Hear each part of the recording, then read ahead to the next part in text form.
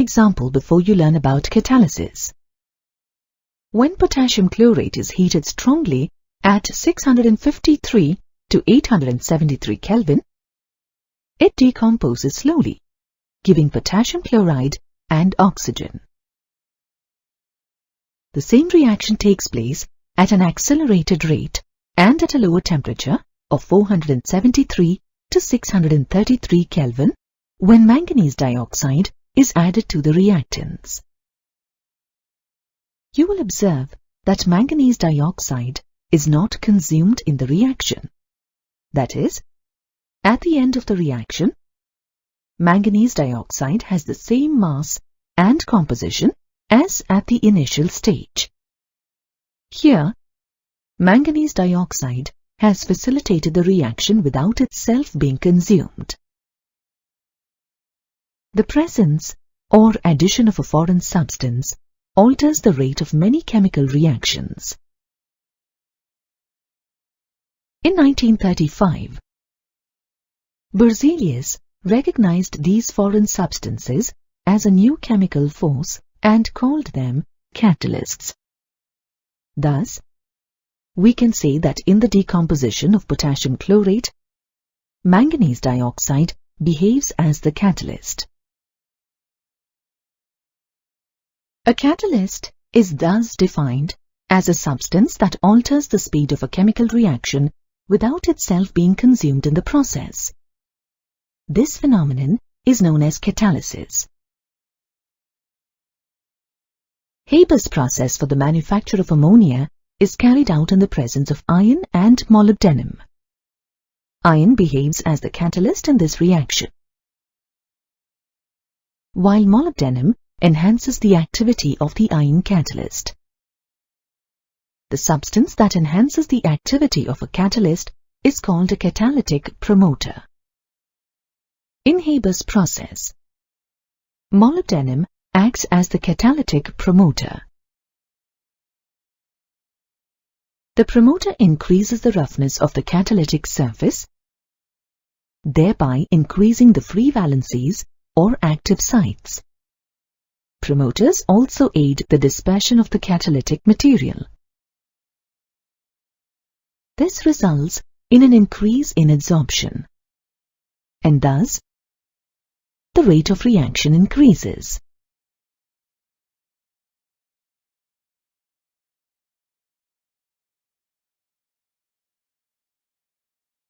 There are certain substances that lower the activity of the catalyst.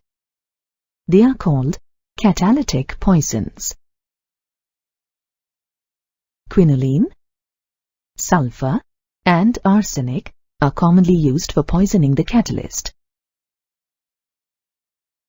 For example, Lindlar's catalyst is poisoned with quinoline or lead acetate for carrying out the hydrogenation of an alkyne to an alkene.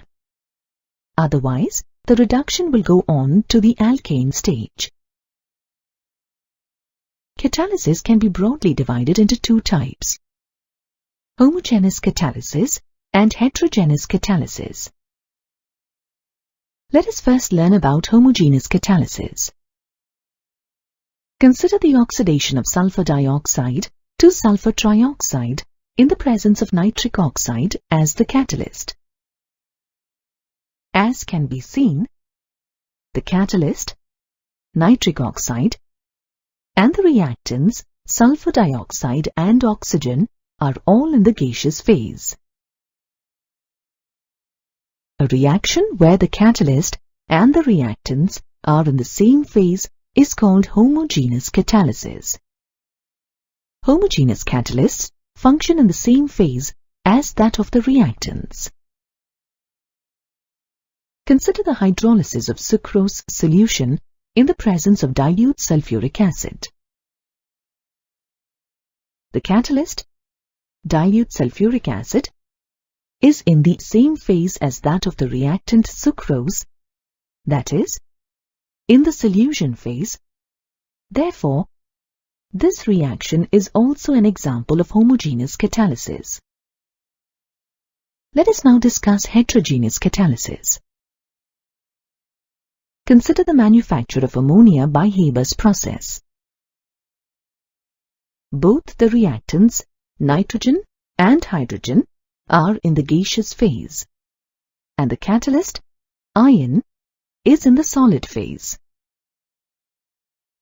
A reaction where the catalyst involved in the reaction is in a different phase than that of the reactants is known as heterogeneous catalysis.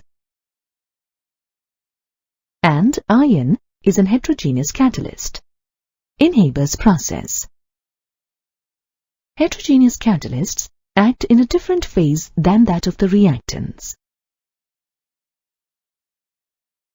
Most heterogeneous catalysts are solids that act on substrates in a liquid or gaseous reaction mixture.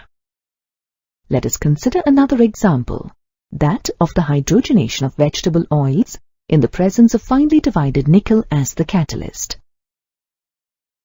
In this reaction, the catalyst, nickel, is in the solid phase, and the reactant, vegetable oil, is in the liquid phase, while hydrogen is in the gaseous phase. Thus, nickel is a heterogeneous catalyst, and this is an example of heterogeneous catalysis.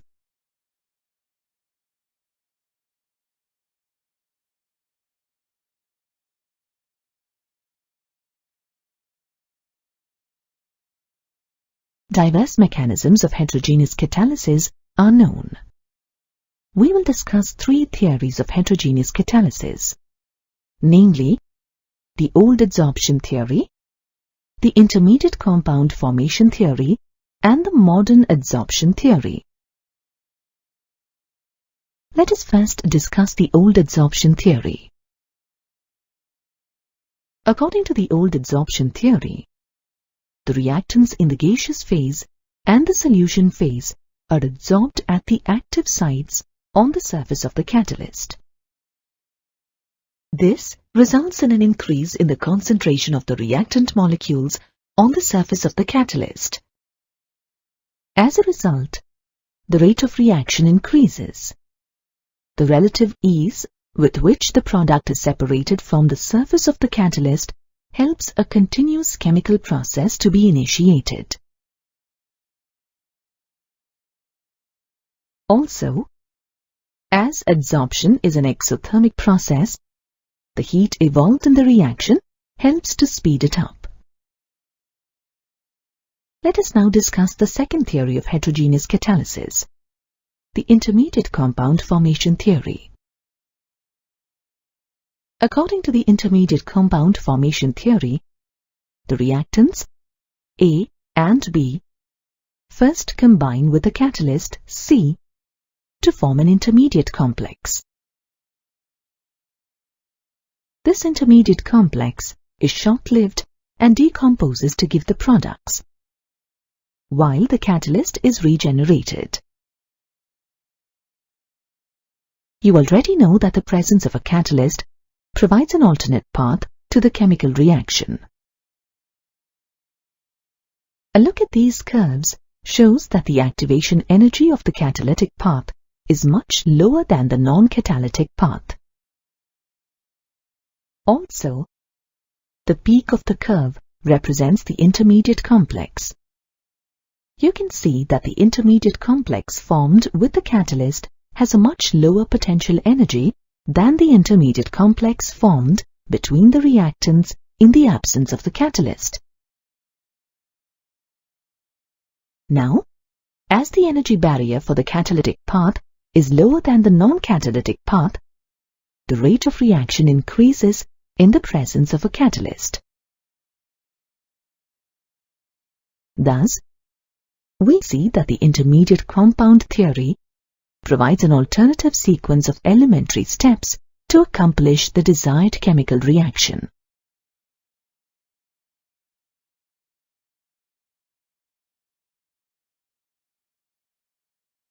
Let us now move on to the modern adsorption theory of heterogeneous catalysis.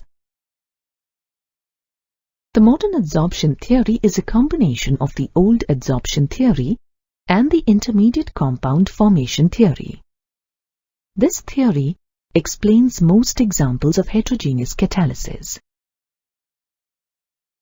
According to the modern adsorption theory, free valencies are present on the surface of the solid catalyst. The catalysis process involves 5 steps. The first step involves diffusion of the reactant molecules towards the surface of the catalyst. The second step involves adsorption of the reactant molecules on the surface of the catalyst, followed by the formation of weak bonds with the catalyst due to the presence of free valencies. The third step involves a chemical reaction between the reactants and the catalyst, forming a complex that is essentially the product attached to the catalyst. The fourth step involves desorption of the product molecules from the surface of the catalyst as it lacks affinity for the catalyst surface, making the surface free and ready to interact with another reactant molecule. The last step involves diffusion of the product molecules away from the surface of the catalyst. The modern adsorption theory successfully explains that only a small quantity of the catalyst is sufficient for the reaction, as the catalyst is regenerated in the reaction, and that at the end of the reaction, the mass and the chemical composition of the catalyst remains unchanged. However, the main drawback of the modern adsorption theory is its inability to explain the action of catalytic promoters and catalytic poisons.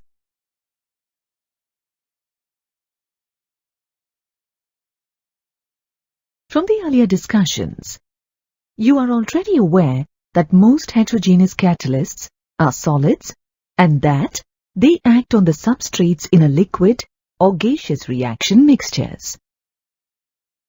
These solid catalysts may be metals, metal oxides, metal sulfides, or clays. They may be used in their pure form or in the form of their mixtures. Further, they may be crystalline, microcrystalline, that is, in the form of fine particles, or amorphous. However, two important features that govern the choice of a solid catalyst for a particular reaction are activity and selectivity. Let us first discuss the activity of a catalyst. By activity of a catalyst, we refer to its capacity to increase the speed of a chemical reaction. Consider the chemical reaction between hydrogen and oxygen to form water. In the absence of any catalyst, hydrogen and oxygen do not combine, and therefore can be stored for an indefinite period. However, in the presence of platinum as a catalyst, they react rapidly to form water. Thus, the activity of a catalyst depends upon the extent of chemisorptions. The adsorption of the reactant molecules should not be so strong that their molecules become immobile, and further adsorption of reactant molecules is not possible.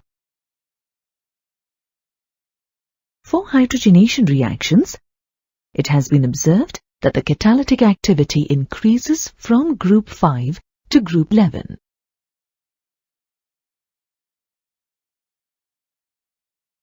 For example, the adsorption of hydrogen onto the surface of tungsten tends to be too strong, while its adsorption onto silver is too weak, making them both less useful as catalysts for hydrogenation as compared to nickel or platinum.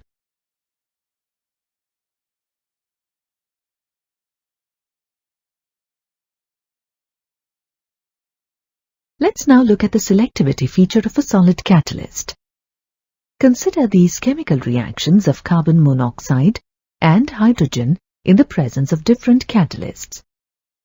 In the first reaction, carbon monoxide reacts with hydrogen in the presence of copper as the catalyst to form formaldehyde. In the second reaction, carbon monoxide reacts with hydrogen in the presence of nickel as the catalyst and forms methane and water vapor.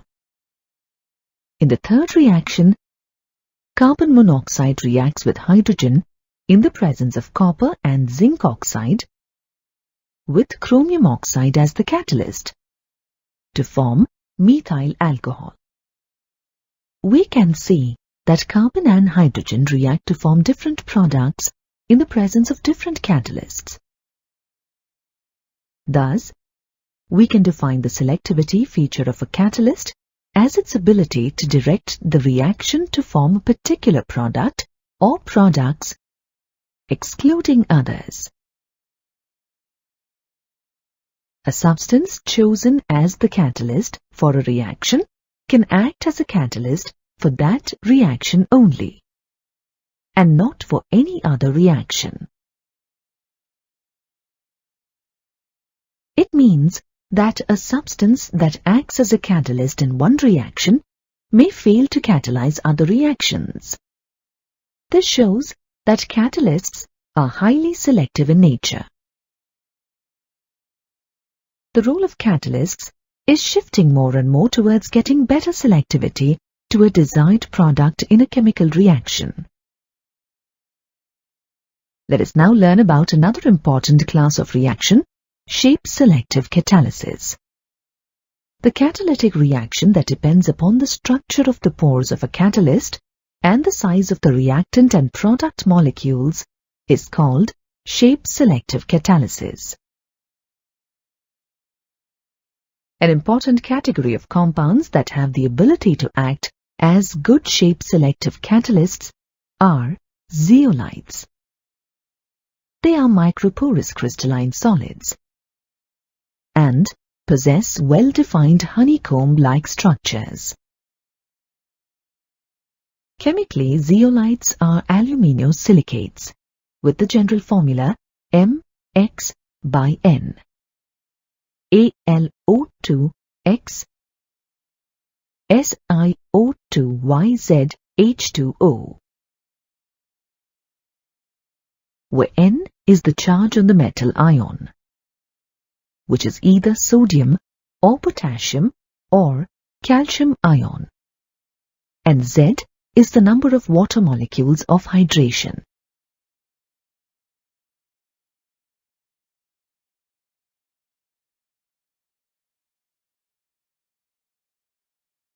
In aluminosilicates, some silicon atoms in the tetrahedral structure of silicates are replaced by aluminium atoms, giving it an aluminium-oxygen-silicon type of framework, while the cations and water molecules are present within the pores. Zeolites are found in nature as well as are synthesized for catalytic selectivity. Before being used as catalysts, zeolites are heated in vacuum so that the water of hydration present in the cavities in the cage-like structure is lost and they become vacant.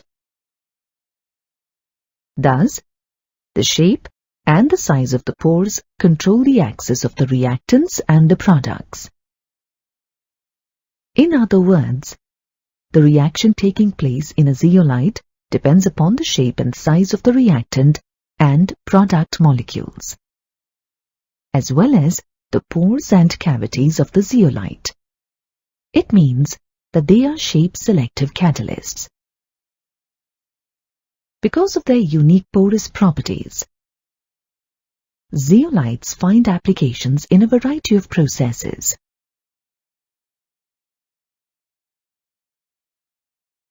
Zeolites are commonly used in water softening and purification, in synthesis of high-value pharmaceuticals, in petrochemical industries for cracking hydrocarbons,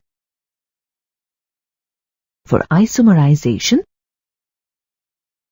and in fuel synthesis.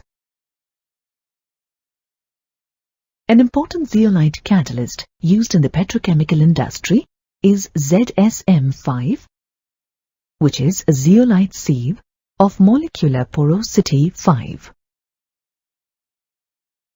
ZSM5 converts alcohol directly into gasoline or petrol by dehydrating it, resulting in a mixture of hydrocarbons.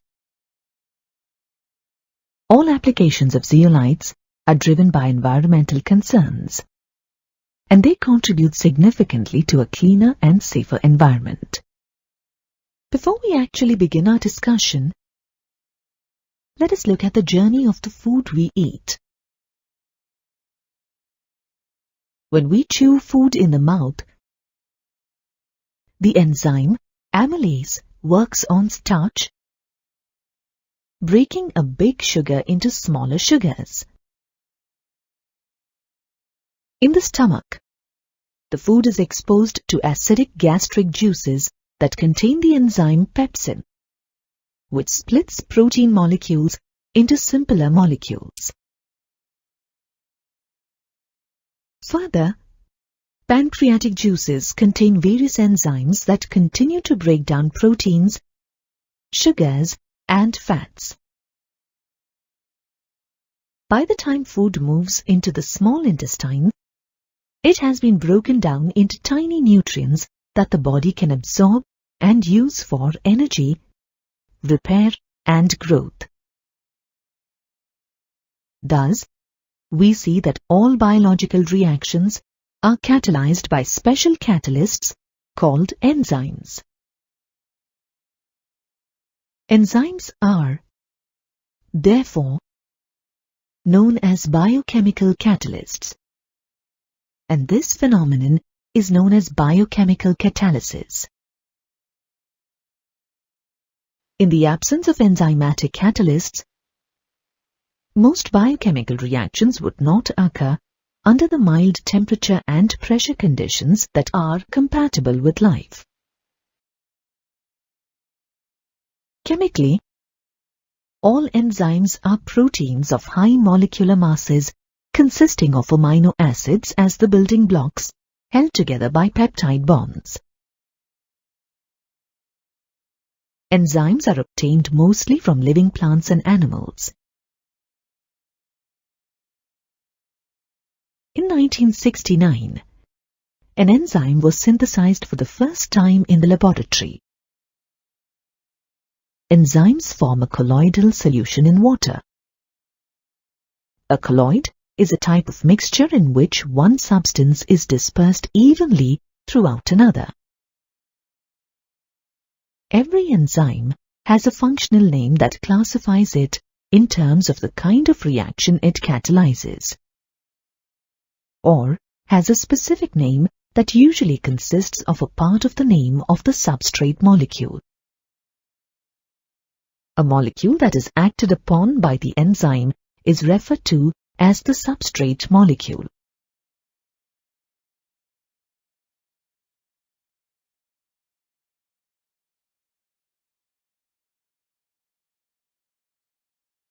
Let's take a look at some more enzyme-catalyzed reactions.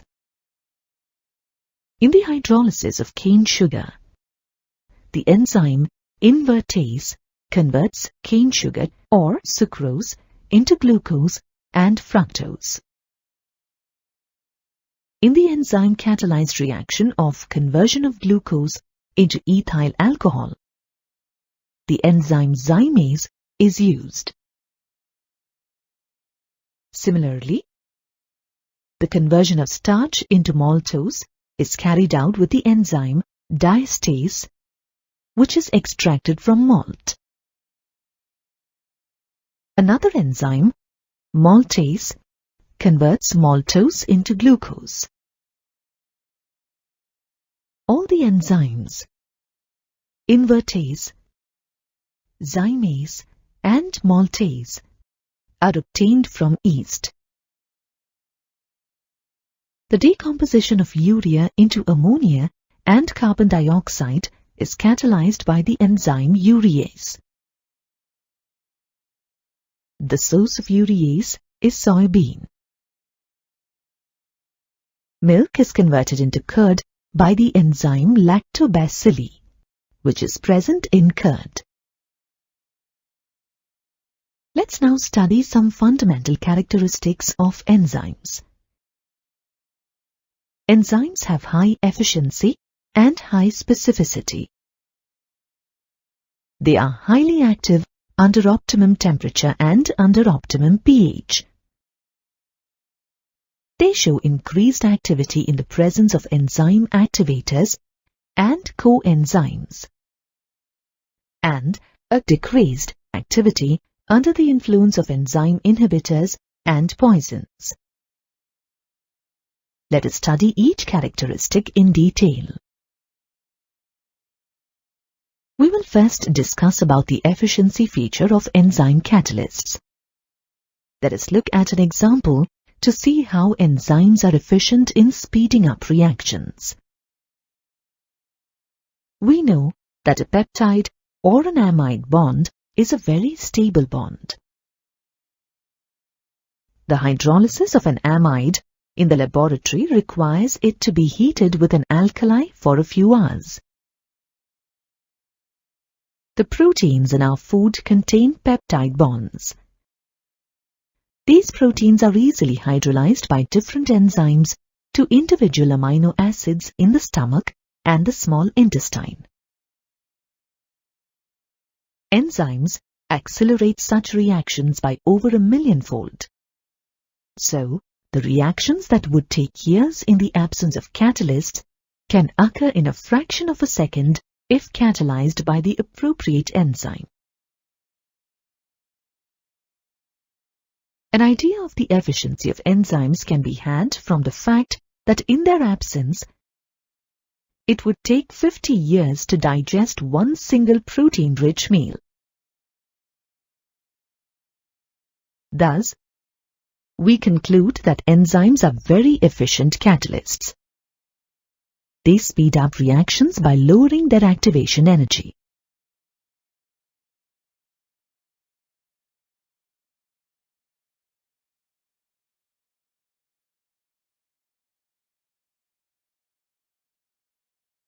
Let us now discuss another feature, high specificity. As we have seen some reactions just now, each enzyme catalyzes only one chemical reaction, which indicates that they are highly specific. Most industrial catalysts are responsible for more than one catalysis and are considered relatively non-specific. Enzymes are very different. Most enzyme molecules catalyze only one specific reaction, but in a phenomenally efficient manner. One enzyme molecule might be responsible for converting thousands of reactant molecules, called substrate molecules, into the product. Let us now discuss the effect of temperature on enzyme activity. Every enzyme has a temperature range of optimum activity. Outside that temperature range, the enzyme is rendered inactive. At a definite temperature, the rate of reaction reaches its peak. This is called the optimum temperature of the reaction. On either side of the optimum temperature curve, enzyme activity decreases. The optimum temperature range for enzymatic activity is 298 Kelvin to 310 Kelvin. The temperature of the human body, 310 Kelvin, is suitable for enzyme-catalyzed reactions. Another characteristic that affects enzyme activity is pH. Every enzyme has an optimum pH range, outside which its activity is inhibited. The rate of an enzyme-catalyzed reaction is maximum at a particular pH.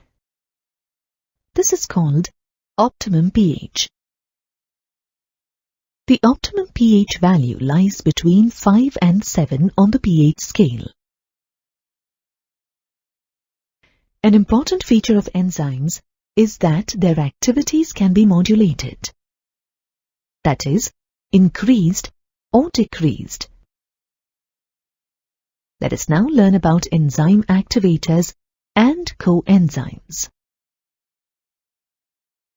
In the conversion of starch into glucose, the enzymes amylase shows high catalytic activity in the presence of sodium ions provided by sodium chloride. Activators are generally metal ions, such as sodium ion, manganese ion, copper ion, and cobalt ion. These metal ions form weak bonds with enzymes and increase their catalytic activity.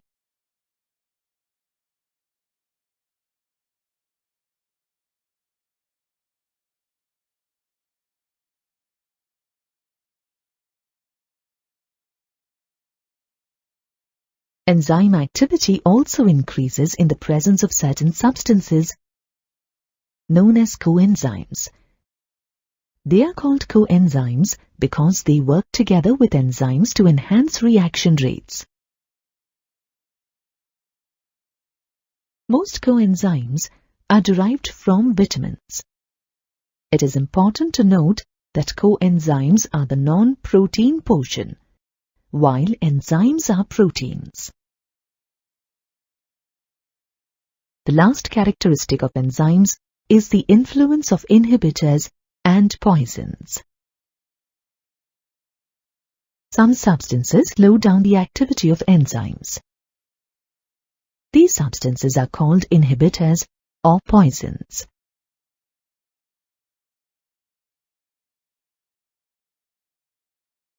Many toxic substances owe their toxic properties to their ability to act as inhibitors to important enzymes that catalyze biochemical processes. Once an enzyme has been inhibited, the process that it catalyzes cannot take place.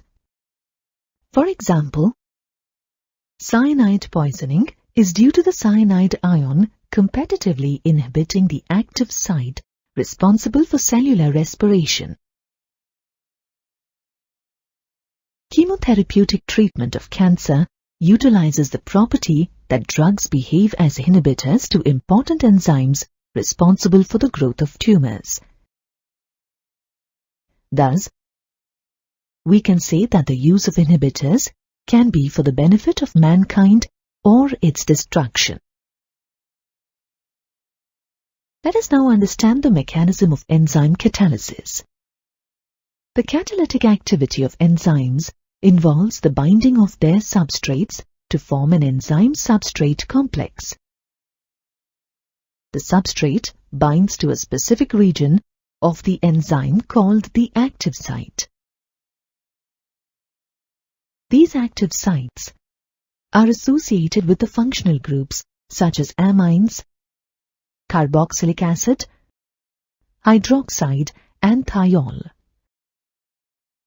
The binding of the substrate to the active site of an enzyme is a very specific interaction. Also, the shape of the active site of an enzyme is such that only a specific substrate can fit into it. Just as only a particular key can fit into a specific lock, only a specific substrate can fit into a particular enzyme. Hence, the mechanism is known as the lock and key mechanism.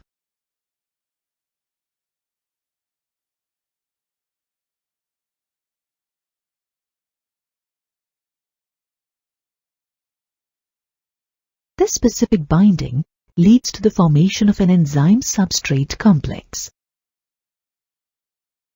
When bound to the active site, the substrate is converted into the product. Further, as the product molecules do not have any affinity for the enzyme surface, they leave the enzyme surface immediately Thus, an enzyme-catalyzed reaction can be illustrated in 2 steps. The first step involves the formation of the activated enzyme-substrate complex. The second step is the decomposition of this activated enzyme-substrate complex to form the products. In order to procure the maximum yields of the product in the least time, chemical industries use catalysts to accelerate the rate of reactions. The commercial preparation of ammonia, sulfuric acid, and nitric acid are also based on the phenomenon of surface catalysis. Haber's process for the manufacture of ammonia uses iron as a catalyst and molybdenum as promoter. To strike a balance between the quantity and quality of the product, the process is carried out at 723 to 773 Kelvin temperature and 200 bar pressure. In the manufacture of nitric acid by Ostwald's process, ammonia is converted into nitric oxide in the presence of platinum asbestos as a catalyst at a temperature of 573 Kelvin. In the contact process for the manufacture of sulfuric acid, platinized asbestos or vanadium pentoxide is used as a catalyst for the oxidation of sulfur dioxide to sulfur trioxide at a temperature of 673 to 723 Kelvin.